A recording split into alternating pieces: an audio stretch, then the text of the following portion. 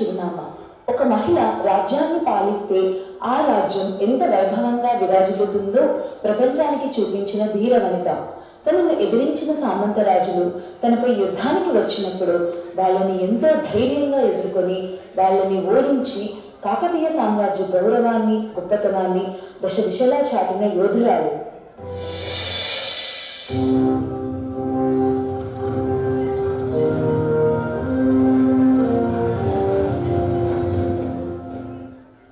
మహామంత్రి! ఆజ్ఞ మహారాణి. ప్రజలతో చర్చించాలనుకుంటున్నాం, అందుకు సర్వం సిద్ధం చేయండి. అలాగే మహారాణి. ప్రజలే దేవుళ్ళని నమ్మే మీరు వారితో మమేకమై వారి సమస్యలను పరిష్కరిస్తే అంతకంటే ఆనందం ఇంకేముంటుంది? అలా పురసంచారం చేస్తున్నప్పుడు ఒక స్త్రీ పురిటి నొప్పులతో బాధపడుతూ మరణించింది. ఆ సంఘటన ఆమెను ఎంతగానో బాధపెట్టింది. మహామంత్రి, మన రాజ్యంలో ఒక్క మాతృమూర్తి కూడా ప్రసవ వేదనతో మరణించడానికి వీలు లేకుండా అన్ని చోట్ల ప్రసూతి ఆసుపత్రులను నిర్మించి సమస్యలను పరిష్కరించండి. మంచి నిర్ణయం మహారాణి. అలాగే ప్రసూతి గృహాలు నిర్మించి మహిళల రక్షణ విధిగా నిర్వహిస్తాం.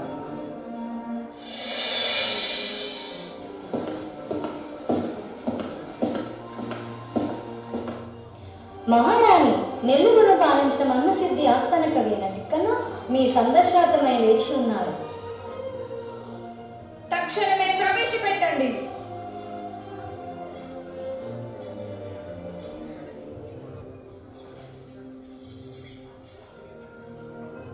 కాకతీయ గజకేసరి రాణి రుద్రమాదేవికి ప్రణామములు. మీ శక్తియుక్తులతో ఎంతోమంది రాజులను, రాజ్యాలను స్వాధీనం చేసుకున్నారని మేము వినియున్నాము మహారాణి. మీ పరిచయం, మా రాజ్యానికి రావడానికి గల కారణాలను వివరించండి. మహారాణి, నేను మన్మసిద్ధి ఆస్థాన కవులలో ఒకరిని, తిక్కన సోమయాజులు అను నామధేయుని. మీ పరాక్రమ విషయం తెలిసి ఆ ప్రభువుల రాయబారిగా మిమ్మల్ని ఆశ్రయం కోరి వచ్చితిని. మహాభారత ఆర్థికరణ మీ రాజ్యంలో జరగాలని మా అభిలాష. కవి బ్రహ్మ తిక్కనామాత్య, మీరు మీ బృందం మా రాజ్యంలో ఎంతకాలమైనా ఉండవచ్చు. మహాభారత ఆంధ్రీకరణ మా ఆతిథ్యంలో జరగడం అదృష్టంగా భావిస్తున్నాం. మీ వంటి సత్కవి రాకతో మా రాజ్యం పునీతమైనది. మీ కృతితో మా రాజ్య యశస్సు శాశ్వతమవుతుంది. అలా ఆంధ్ర మహాభారత ఆంధ్రీకరణ రుద్రమాదేవి హయాంలో జరిగింది. రాజ్య యోగక్షేమాన్ని కోరే రాజులారా, మంత్రులారా, మన చుట్టూ శత్రుముఖలు అదును చూసి మన మీద విరుచుకుపడేందుకు పొంచి ఉన్నాయి. సుభిక్షంగా, శాంతియుతంగా ప్రశాంత జీవితాన్ని సాగించే ప్రజలకు ఆటంకం కలిగించేందుకు కుట్రపన్నాయి. మనం అప్రమత్తం అవ్వాల్సిన సమయం ఆసన్నమైంది. మహారాణి, కాళ్ళ పారాని కూడా ఆరని కళ్యాణ గడియల్లో మీరు యుద్ధ ఆలోచనలు చేయటం ఎంత మాత్రమూ సమంజసం కాదు. కొంత ప్రశాంతంగా ఉండండి.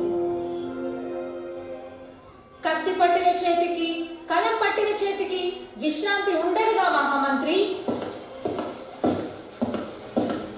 మహారాణి, గూఢాచారి నాయకుడైన బుల్లిగారెడ్డి తమ దర్శనార్థమై వేచి ఉన్నాడు. తక్షణమే ప్రవేశపెట్టండి. మహారాణి, మన రాజ్యంపై దండెత్తడానికి శత్రు సమూహాలు సిద్ధంగా ఉన్నాయన్న సమాచారం అంతటా వ్యాపించి ప్రజలందరూ భయభ్రాంతులవుతున్నారు. అంత అహంకారులు ఎవరున్నారు?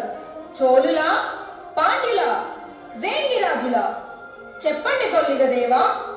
ఇప్పటికే తూర్పు ప్రాంతాన్ని వేంగి నరసదేవుడు ఆక్రమించాడు. మనకు అందిన సమాచారం ప్రకారం యాదవ మహదేవరాజు మన రాజ్యంపైకి దండెత్తడానికి వస్తున్నట్టు సమాచారం. ఏమిటి? యాదవ మహాదేవరాజా? వాడెంత, వాడి రాజ్యం ఎంత? మనపైన దండెత్తే ధైర్యమా ఆ అహంకారికి? మహామంత్రి, వెంటనే మన సైన్యాన్ని సిద్ధం చేయండి. అలాగే మహారాణి. గోన గన్నారెడ్డి, మాయాల గండినాయకుడు, మల్లికార్జున సేన వీరు ముగ్గురు రాణి రుద్రమదేవికి ముఖ్య సైన్యాధికారులు. కాకతీయ అభ్యంతరకారి రాణి రుద్రమాదేవికి మా ప్రణామములు. ఆశీనులు కండి. సైన్యాధికారులారా, మీ గురుతర బాధ్యతలు నెరవేర్చే సమయం ఆసన్నమైంది. శత్రు రాజ్యాలు మన పైకి యుద్ధానికి సిద్ధంగా ఉన్నాయని నిఘా హెచ్చరికలు అందాయి. అవునా? ఎవరు మహారాణి అంత సాహసికులు? వేగుల ద్వారా అందిన సమాచారం ప్రకారం దేవగిరి మహదేవరాజు మన రాజ్యంపైకి దండెత్తడానికి వచ్చాడు. కథన రంగంలో ఖడ్గమై చెలరేగే యుద్ధ వీరుడు బోన గన్నారెడ్డి, కందల నాయకుడు, తిరుగులేని వీరుడు అయిన మాయాల గండి నాయకుడిని సేనానుడిగా నియమిస్తున్నాను. ఇక యుద్ధ క్షేత్రంలో అపర రుద్రుడై శివతాండవం చేసి శత్రువుల పాలిట సింహనాదం పలికించే మల్లికార్జున సేనాని సర్వసేనాదిగా నియమించి ఆదేశాలు జారీ చేస్తున్నాను.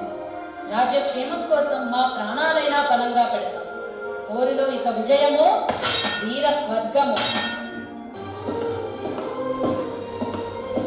ఇప్పుడే అందిన వర్తమానం మహారాణి, మన చిరకాల ప్రత్యర్థి వల్లూరు నేలే అంబదేవుడు కూడా మన రాజ్యంపై దండెత్తే అవకాశం ఉందట.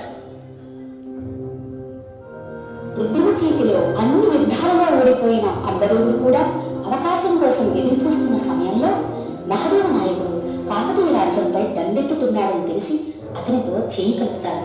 ఇక ఎలాగైనా రుద్రుడు ఓడించాలని గోడచారి నాయకుడు చెరుకు బొల్లిగా వెట్టి లోపరుచుకుని కాకతీయ రాజ్య రహస్యాలను తెలుసుకుంటాడు. యుద్ధోన్ముఖులను చేయడానికి జాయోపసేనను ప్రవేశపెట్టండి. మహాదేవ నాయకుడా, నాపై సమరానికి సిద్ధమా? ఒక మగువ మగవానితో కయ్యానికి కాలు దువ్వడమా? ఎంత కావలము? ఓరి పురుషహంకారి, నువ్వు ఒక మహిళవు. నువ్వెంత, నీ రాజ్యం ఎంత? ఓరి మహాదేవ, కుట్రలు కుతంత్రాలతో కొద్ది మంది సామర్థ్యాలను నీ వైపు తిప్పుకొని ఈ శత్రు దుర్భేద్యమైన ఓరిగల్లును ఓడించాలనుకుంటున్నావా? రుద్రమా, నీ శక్తి చాలదు. 8 లక్షల సైన్యం నా ఆజ్ఞ కోసం ఎదురు చూస్తున్నాయి. ఇంతకాలం మమ్మల్ని అనగదొక్కి పాలిస్తావా? చూసావా నా బలం? ఇక నీ అంతు చూస్తాను. ఓరి అహంభావి అమ్మదేవ, యుద్ధ క్షేత్రంలో శత్రువుల తరణతో బంతులాడుకునే నాకు నీ సైన్యం ఒక లెక్క. నీ నాటకాలు ఇక చెల్లవురా. నీది రాజ్యహంకారం, అది మంచిది కాదు. రాజ్యదాహంతో ఈ పచ్చడి సామ్రాజ్యంలో పచ్చినెత్తులు ప్రవహించాలనుకుంటున్నావా? నువ్వు ఎన్నటికీ ఈ కాకతీయ రాజ్యానికి రాజు కాలేవు. మహాదేవ, చూపించి నీ శక్తి, నీ వీరత్వం. రాజ్యంలో ఒక్కరు కూడా మిగలకుండా అందరినీ మట్టు పెట్టండి. కాకతీయ సామ్రాజ్యాన్ని నాకు దాసోహం చేయండి. మతి భ్రమించినదా? కలలు కంటున్నావా? కాకతీయ సామ్రాజ్యం నీకు దాసోహమా? మహిళలను చేయించడం అంత కష్టమా? 8 లక్షలు కాదు, 1,000,000 మంది సైనికులతో వచ్చిన ఓరుగల్లు కోటలోని చిన్న ఇసుక రేణువును కూడా